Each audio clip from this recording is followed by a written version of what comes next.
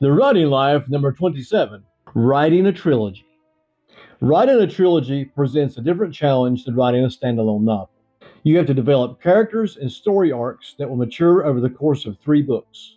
And you have to manage that in a way that satisfies the reader by the end of the third book.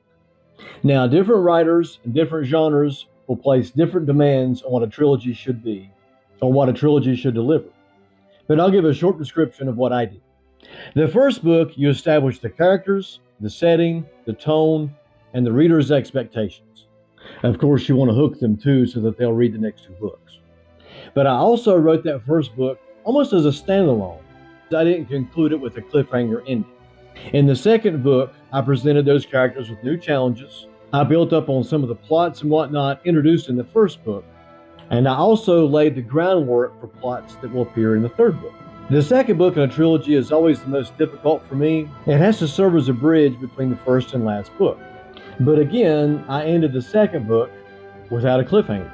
That way, if the reader didn't continue the series, the story was fine in their mind.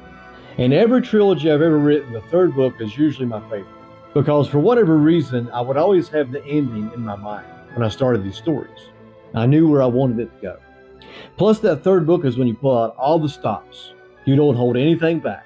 There would be small things I would plant in the first and second books that would come back in the third book in a big way.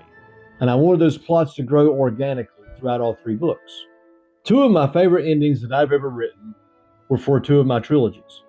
I suspect the reason for that is I spent so much time with those characters, so when it came to the moment of having to let them go, it kind of stung a little bit.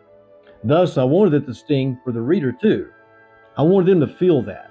I confess I like bittersweet endings, and ending the trilogy in that way felt more real to me, more lasting. Some of these stories I wrote years ago, and that ending is still burned in my mind. So hopefully, in approaching a trilogy that way, when someone reads my work, those endings and characters will be burned into their minds too.